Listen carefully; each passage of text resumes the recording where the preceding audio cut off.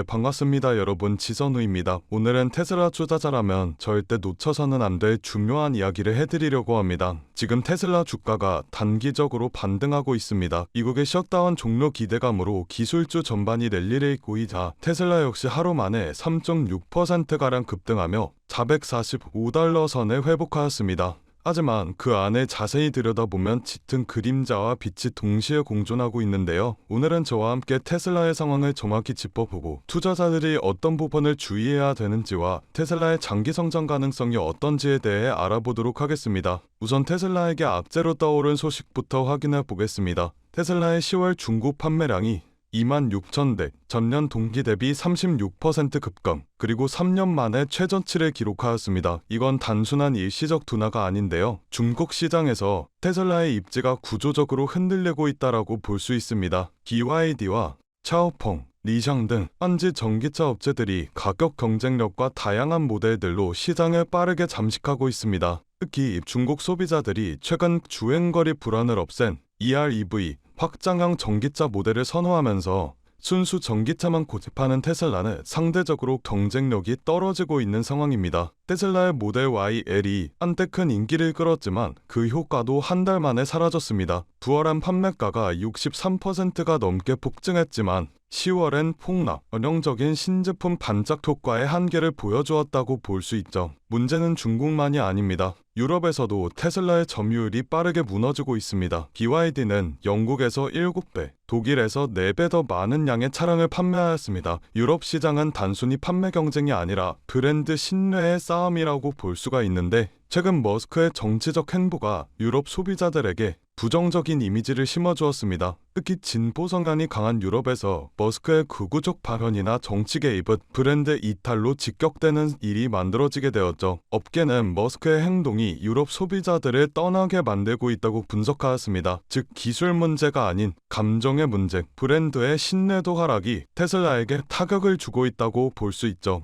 이제 미국 시장을 보겠습니다. 미국은 테슬라의 마지막 보루라고 할 수 있습니다. 하지만 이곳에서도 수요 둔화의 조짐이 나타나고 있는데, 세금 공제가 끝나며 머스크는 판매를 유지하기 위한 모든 수단을 동원하고 있습니다. ARP 금융, 리스 할인, 하루 $60 렌트 이벤트, $7,000 구매 크레딧 제공, 250일 무료 시승 프로그램. 테슬라가 과거에 이런 수준의 프로모션을 한 적은 없었습니다. 전례 없는 판촉전인 거죠. 즉 미국 내 수요 둔화와 소비자 확신 부족을 테슬라 스스로 인식하고 있다라는 의미입니다. 이번 단기적으로는 주가의 부정적인 신호입니다. 매출 마진이 줄어들 수밖에 없기 때문이죠. 그런데 아이러니하게도 이러한 악재들 속에서 테슬라 주가는 하루 만에 1000% 이상 반등했습니다. 그 이유는 두 가지로 나눌 수가 있는데, 첫째로는 셧다운 종료 기대감입니다. 미국 연방정부의 마비 사태가 끝나가면서 기술주 전반이 랠리를 보였습니다. 시장이 다시 리스크 자산 회복 모드로 전환했다라는 뜻이죠.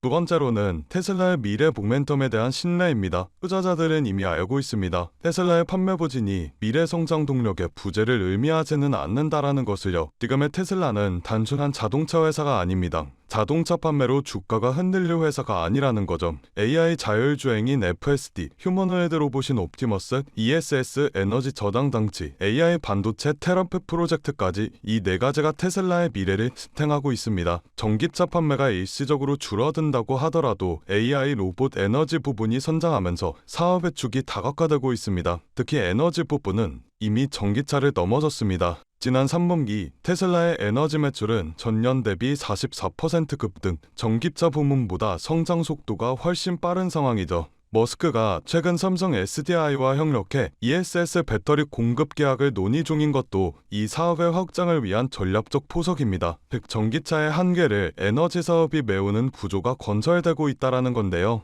테슬라는 전기차 시장에서만 보았을 때 위기 속에 있는 건 맞습니다. 판매도나 마진 축소, 브랜드 리스크, 그리고 글로벌 경쟁 심화까지. 하지만 이런 구간에서 투자자들이 해야 할 일은 단 한 가지입니다. 감정이 아니라 구조를 고아야 한다는 건데요. 테슬라의 구조는 여전히 견고합니다. 자율주행 데이터는 세계 최대 규모, AI 학습량은 경쟁사 대비 10배 이상, 에너지 부문은 전기차보다 빠르게 성장 중이고, 로봇과 반도체 부분은 이제 막 시작 단계입니다. 즉 단기 실적의 굴곡은 있더라도 장기적 성장 궤도는 여전히 유지가 되고 있다라는 거죠. 그렇다면 여러분들께서는 지금 같은 당에서 충분히 만족하실 만한 수익을 내고 계신가요?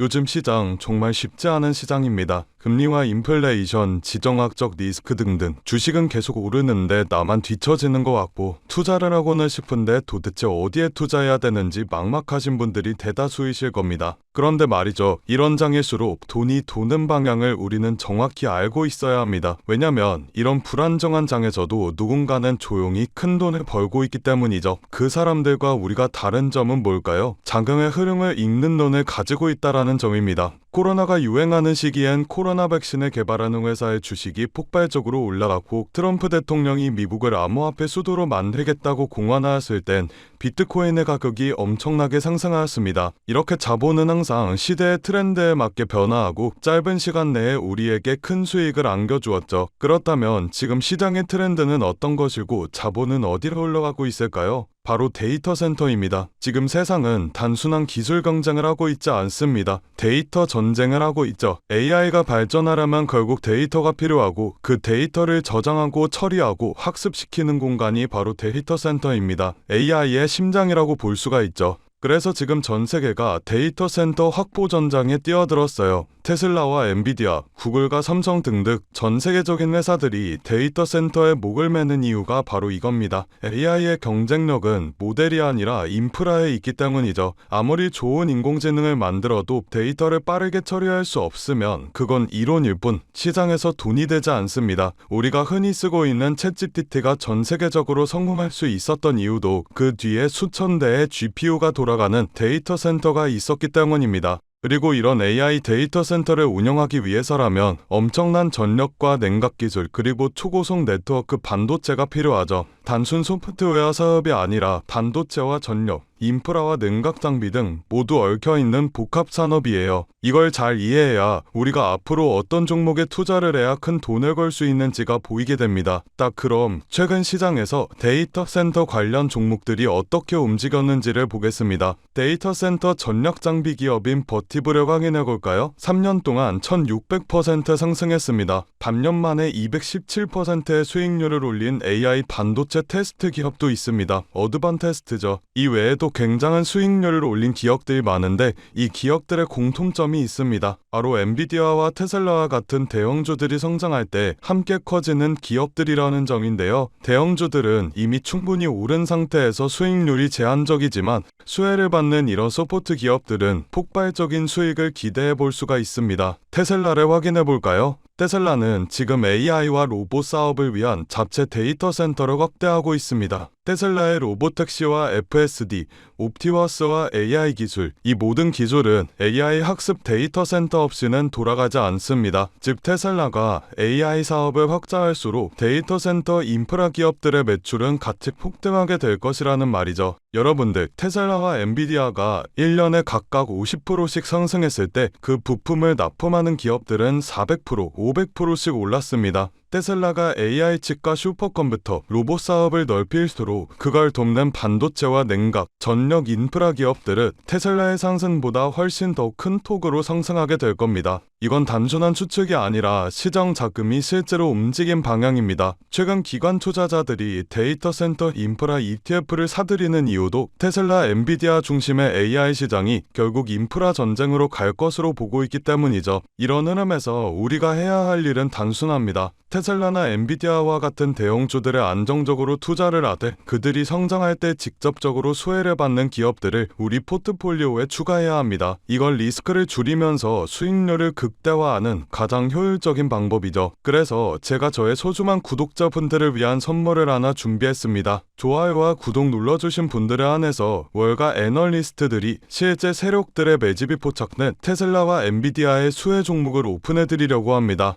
영상 하단에 더보기 버튼을 눌러주신 후 파란색 링크를 눌러 간단한 설문조사를 진행해주시면 구독자이신지 확인 후에 무료로 수혜 종목 안내해드리고 있습니다. 저 지선우는 금전 요구 투자 강요 전혀 없으니 안심하고 받아보셔도 되고요. 기업에 투자를 하지 않으신다고 하시더라도 이 기업에 대해 공부해보시고 알아보시는 것만으로도 여러분들의 투자 인생에 굉장히 큰 도움이 될 것이라는 말씀을 드리고 싶습니다. 제가 드린 종목이 정말 오르는지 확인만 해보신 후에 포트폴리오에 추가해 두셔도 좋으니 관심 있는 분들께서는 아래 링크에서 참여해 주시면 되겠습니다.